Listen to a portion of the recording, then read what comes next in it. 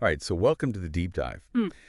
Today we're going to be taking a look at something pretty interesting. This question of tariffs in American history and what they might could teach us about where we are today. You guys sent us some really fascinating stuff. Yeah. An opinion piece that really goes to bat for tariffs. Yeah. Saying they were like the hidden engine of American economic growth. The secret sauce. Yeah, exactly. And then this interview from 1992 with Patrick Buchanan. Oh yeah, Buchanan. Where he's always a firebrand. Oh yeah, he's really sounding the alarm about America losing its edge in manufacturing and saying, hey, we need to do something. We need to get more protectionist. Bring back those tariffs. Yeah. So I think for this deep dive, what we want to do is really try to unpack these arguments. Absolutely. Understand what's at the heart of them. This whole idea of economic nationalism versus free trade, which is kind of the core tension running through both of these sources. Totally.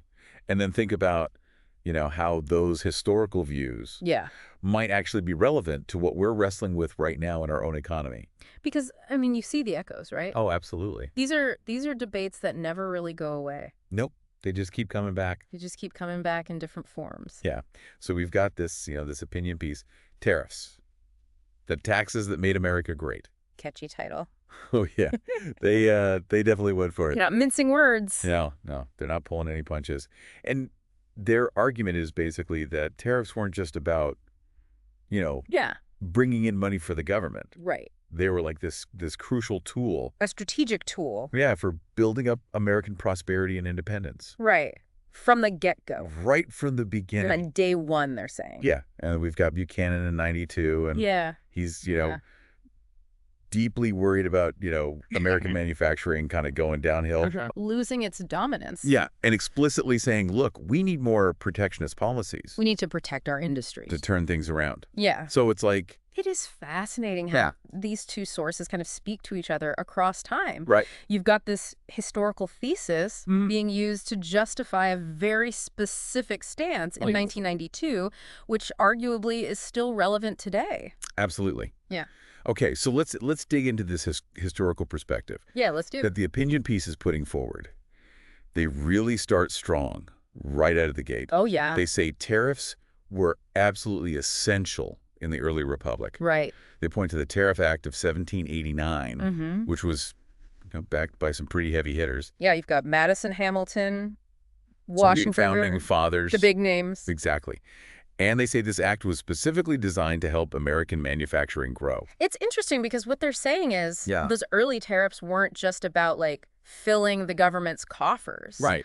They were about nation building. Right. They were a deliberate act to try to foster and grow their own domestic industry. Right. It's like they had this vision of what they wanted America to be. Okay, and tariffs were part of how they were going to get there. They were a tool in the toolbox. Yeah. And then they talk about the Tariff of 1816. Okay. Which, again, you've got huge bipartisan support. Yeah. Madison, Clay Calhoun. You got Jefferson Adams. The list goes on. Pretty much everybody was on board with this one. And they say this one was all about protecting the young American textile industry from being crushed by the British competition. Who were already pretty well established at this point. Right. They had a head start. Yeah. And the article claims that it worked.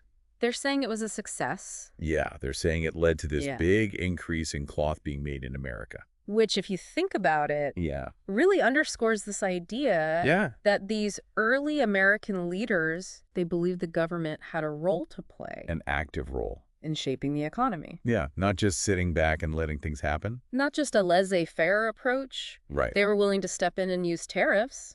Yeah, and then they even point out that tariffs helped pay for the Civil War. Which is not something you hear every day. No, not really. But it makes sense when you think about it. Yeah, it was a huge expense. Wars are expensive. Yeah.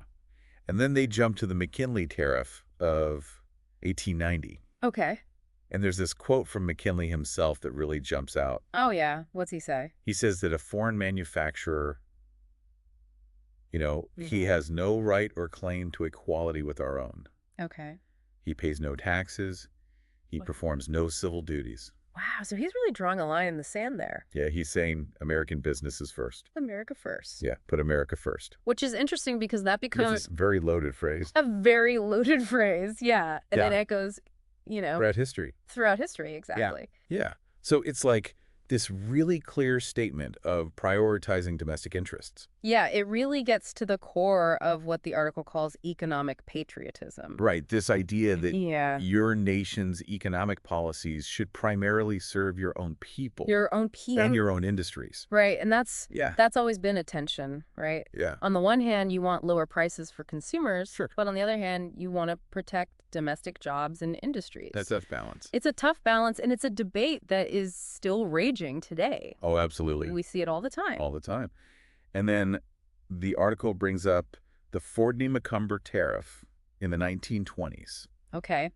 And they say this one actually helped fuel the Roaring '20s. How so? Or they say it brought in so much revenue Okay. that the government could afford to cut income taxes. Interesting. Yeah. So they're making this case that tariffs were like a key ingredient. Like a secret ingredient. Yeah, in these periods of American economic boom times. So they're painting this very rosy picture of tariffs. Yeah, they're really pushing back against this idea that tariffs are always bad. Right, which is, of course, what a lot of people think of when they think about the Smoot-Hawley Tariff. Smoot-Hawley, yeah, the big one that supposedly caused the Great Depression. Right. But this opinion piece goes hard after that argument. They did. They really go after it. Yeah, they call it a New Deal myth. Like it's this fabricated story. Yeah, they're saying it's not true. So what's their take? They point out that the stock market crash in 1929 happened 9 months before Smoot-Hawley even became law. So they're saying it couldn't have caused the crash. Right, cause and effect. Yeah. The crash happened first. So what do they blame the Depression on then? They point the finger at the Federal Reserve. Okay. They cite Milton Friedman's argument. The famous economist. Yeah, that the Fed messed up. They dropped the ball. Yeah, they didn't manage the money supply properly. Okay. After all these banks started failing. Yeah. So they're saying it was the Fed's inaction. Yeah, that made the Depression way worse and longer than it needed to be. It's a bold claim. It is. It's definitely a different interpretation. Yeah, it goes against the grain of what a lot of people believe. For sure. And then from there, the piece goes on to attack what it calls unfettered free trade. Okay, so they're not just pro-tariff. Right. They're actively anti-free trade. Yeah, they actually call it a British-bred heresy. Wow, they really don't like it. Nope. And they say it was embraced by, what they see as like this elite. Yeah, this elite establishment. Okay. And this is where their idea of economic nationalism really comes to the forefront. Right. So economic nationalism, what does that mean? Yeah. So in the context of this piece, Yeah. what are we talking about when we say economic nationalism? Well, it seems like they're using it to mean putting your nation's own economic interests above all else. Yeah, above all else. It's about using things like tariffs and other protectionist measures to build up a strong domestic economy. Yeah, to make yourself self-reliant. Yeah, and to protect your industries. From foreign competition. Yeah, keep those foreign companies out. And they argue pretty forcefully that all the nations that became economic powerhouses, Britain before the mid-1800s, the U.S. leading up to World War I, Japan after the war, even China today, they're all saying these countries... They all did it through economic nationalism. Not through free trade. Right. They're saying free trade is actually what feeding powers do. Oh, so it's like once you're on top, you switch to free trade to try and stay there. Right. But to get to the top... You need protectionism. You got to protect your own. And they even use Britain as an example. Okay, how so? They say Britain was doing great until they embraced free trade. Okay. And then they started falling behind the U.S. and Germany. Who were both more protectionist at the time. Exactly. It's a provocative argument. It's definitely meant to get you thinking. Yeah. And then this whole idea of economic patriotism comes up again. Yeah. It's like they're saying it's not just about the money. It's about something bigger. It's about national identity. Okay. It's about self-sufficiency. Like pulling yourself up by your bootstraps. Right. They use this analogy of American colleges charging higher tuition for international students. Right. Yes. It's like saying, look, our institutions should be looking out for our own citizens first. Right. And they even question this whole blind faith in Adam Smith's invisible hand. Right, but the market will just magically fix everything. Right. They're saying some people are so devoted to that idea that they've forgotten about the well-being of their own nation. So it's like a critique of ideology over pragmatism. Yeah, it's a very nationalistic lens through which they're viewing economic policy. Okay, so that's the opinion piece. Yeah. Now let's jump to 1992. So go to Buchanan. To Buchanan land. So this is a time when there's a lot of economic anxiety in America. Right, the early 90s recession. Yeah. And Buchanan is really tapping into that. He's feeling the pulse of the nation. In this Face the Nation interview, Yeah. he does not hold back. He's not known for holding back. No, he is. He's a straight shooter. Oh, yeah. He lets you know what he thinks. Yeah. And he was really critical of President Bush's economic plan. Oh, yeah. He went after it pretty hard. He called it a grab bag of proposals. It's like it was just a bunch of random ideas thrown together. Yeah. And he said it was full of gimmicks. Which is what Jack Kemp called it, too. Right. So this is not just Buchanan. It was a common critique. Yeah. A lot of people felt this way. So what was Buchanan's main problem with it? He felt it lacked vision. Okay. It's like, where's the big idea? Yeah, where's the overarching plan? To really get the American economy back on track. Right. And make America competitive again. Like he wanted to see a bold strategy. Not just tinkering around the edges. Not just small tweaks. He wanted a fundamental shift. Yeah, and he wasn't just critiquing the specifics of the plan. Okay. It was more like he didn't see the ambition there. Yeah, he wanted to see that fire in the belly. Yeah, he wanted to see a long-term plan to make America a powerhouse again. Like he wanted America to be #1. Absolutely. And he was very clear about what he thought needed to be done. Oh, yeah. He had his own ideas. He was like, look, we need dramatic action. Okay, so what did he propose? He wanted an immediate freeze. A freeze on what? On all government spending. Wow. Yeah, and a freeze on federal salaries, too. So, like, a complete halt. Yeah, no more increases. Okay. And then on top of that, he wanted big tax cuts. Across the board. Yeah, including capital gains. So he's going for, like, a supply-side approach. Yeah, very much so.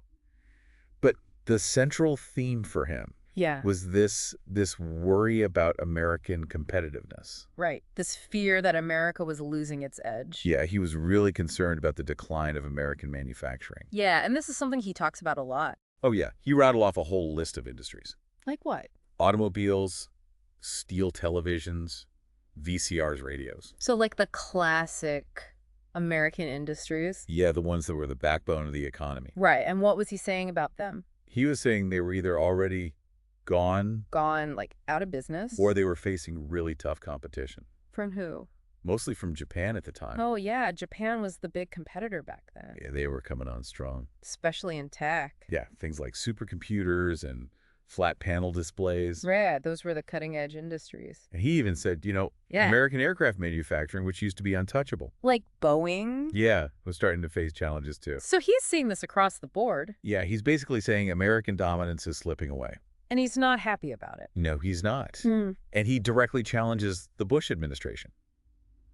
How so? He's like, where is the administration plan to make America first again in manufacturing by the year 2000? So he's giving them a deadline. Yeah, he's saying time is running out. And he wants to see action. Yeah, he's not messing around. So what were his solutions? Well, he said we need to completely restructure the tax code. Okay, a big undertaking. Yeah, a major overhaul. He also said we need to shrink the government. Smaller government, less regulation. Yeah, that was his philosophy. And he wanted a serious moratorium on regulations. Yeah, he called Bush's 90-day pause a Mickey Mouse moratorium. Wait, it was a joke to him. Yeah, he thought it was totally inadequate. So he's basically saying the problems are so big that we need big solutions. Yeah, no more half measures. He wanted to see bold action. And it's clear that he's frustrated. Yeah. He feels like the government isn't doing enough. And he thinks the regulations are strangling American businesses. Yeah, he's basically saying we're tying our own hands. Making it harder to compete. Exactly. And on top of all that, he also criticizes Bush's leadership style. Yeah, he goes after him pretty hard. What does he say? He says Bush is all about compromise. He's always giving in to Congress. So he's saying Bush lacks backbone. Yeah. He says he doesn't have the conviction. Okay. The philosophy, the ideas to really fight for his agenda. And what about Buchanan? Does he have those things? Oh, he definitely thinks he does. He's putting himself forward as the alternative. Yeah, he's like, I'm the guy who's not afraid to fight. He's the fighter. He's the one with the vision. Yeah. And he's drawing on his experience in the White House to say, look, I know how to get things done. He's got the experience. Yeah. He's been in the trenches. And at the heart of all this is his belief that America needs a unifying vision. Okay. And that vision has to be about revitalizing American manufacturing. Bringing back those jobs. Yeah, making America a manufacturing powerhouse again. Okay. And he points to this statistic that Yeah. 78% of Americans. Wow, that's a huge majority. Yeah, he's saying most Americans feel like the country's on the wrong track. So he's tapping into this widespread sense of unease. Yeah, like people are worried about the future. And he's offering himself as the solution. Right, he's saying, I can fix this. He's the guy with the plan. I'm the leader America needs. It's a very powerful message. It is, and it clearly resonated with a lot of people. Yeah, he did pretty well in that election. He did for a while there, it looked like. Yeah. He might actually get the nomination. It was a close race. So it's clear that he struck a nerve. Yeah, he tapped into something real. Okay, so let's go back to the opinion piece for a second. Okay, back to the article. Because they address this idea that's been floating around. What idea? They call it the isolationist myth. The isolationist myth. Yeah, it's this argument that, you know, American protectionism in the period between the world wars somehow helped cause the rise of fascism in World War II. Right, so like America was so focused on itself that it didn't pay attention to what was happening in Europe. Exactly, and they completely reject that argument. They're not having it. They're like, no way. So what do they say caused the rise of fascism then?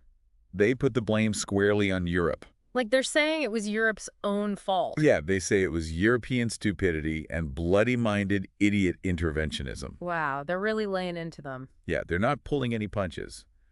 And they specifically point to the consequences of World War I, the Treaty of Versailles. Which was the treaty that ended World War I. Right. But it was a very controversial treaty. Oh, yeah, very much so. So what's their problem with it? They say it was too harsh on Germany. Okay. It dismembered the country. Like literally broke it apart. Yeah, and it forced Germany to pay these huge reparations. Yeah, which crippled their economy. Exactly. And they say it violated Wilson's 14 points. Which were Wilson's ideas for a just and lasting peace. Right. He wanted to avoid another war. But they're saying the Treaty of Versailles did the opposite. Yeah, they're saying it created resentment, instability in Europe. Which led to... Which paved the way for World War II. So they're saying it wasn't American tariffs. Right. It was European mistakes. It caused the war. They're basically saying America got blamed unfairly. Yeah, they're trying to rewrite that narrative. And then they reiterate their point that it was the stock market crash in 1929. Not Smoot-Hawley that triggered the Depression.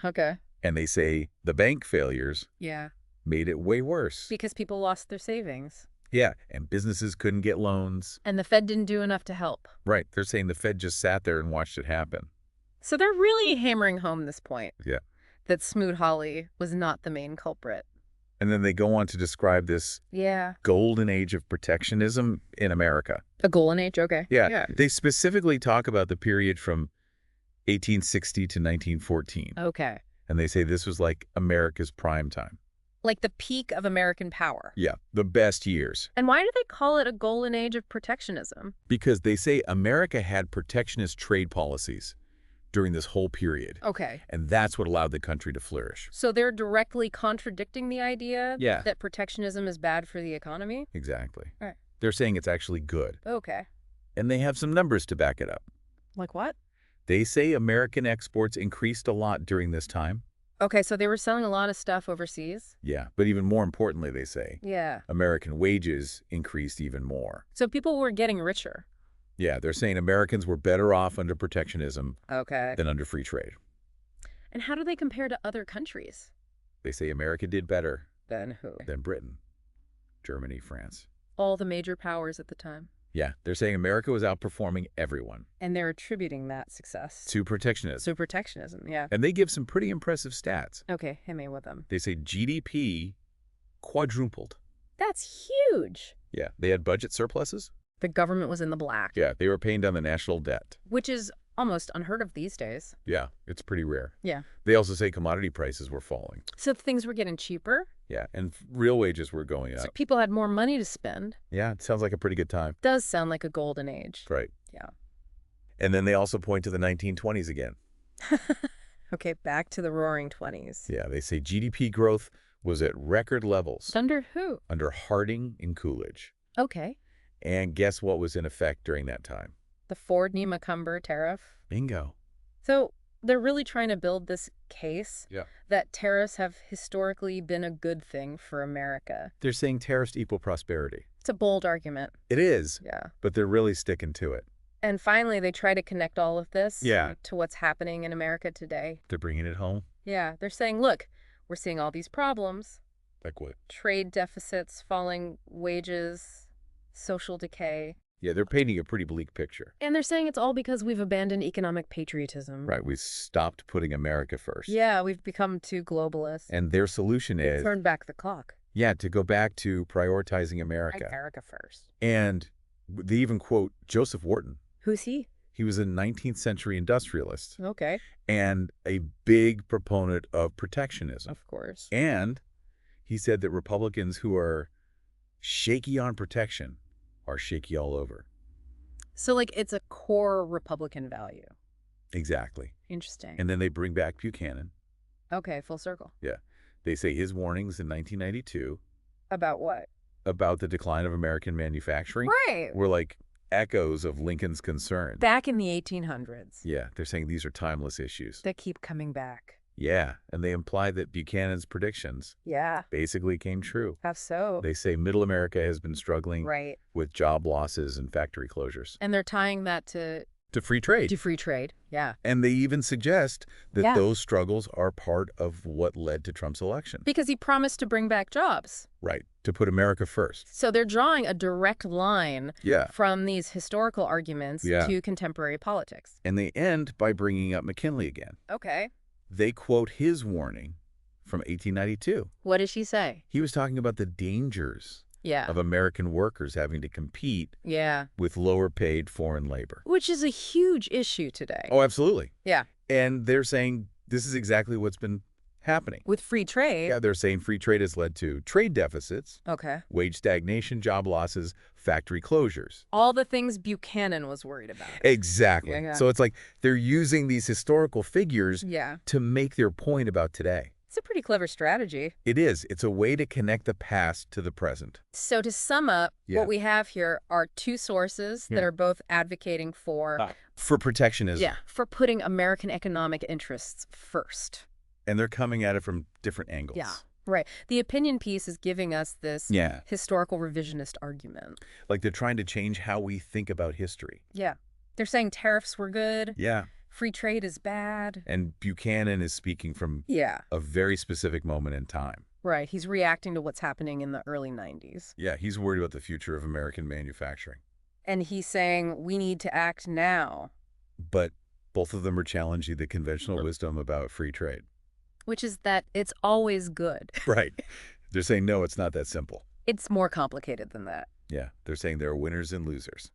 And they're worried about the losers. Exactly. So it's like this really interesting debate about how to achieve prosperity. And who benefits from it. Right. It's about more than just, you know, GDP numbers. It's about people's lives. Exactly. And I think that's the big takeaway here. Yeah, that economics is not just this abstract thing. Right. It has real-world consequences. It affects real people. And that's what these sources are trying to highlight. So we've heard from the opinion piece. Yeah. We've heard from Buchanan. The historical perspective, the contemporary perspective. Now it's your turn. Yeah. Listeners, what do you think? Given everything we've discussed. Yeah. What do you think are the most important things for a nation to focus on to achieve long-term economic well-being? In today's world. In this crazy globalized world. Yeah, because clearly there are different ways to approach it. Yeah, and there's no easy answer. Nope. But it's a question worth thinking about. Absolutely.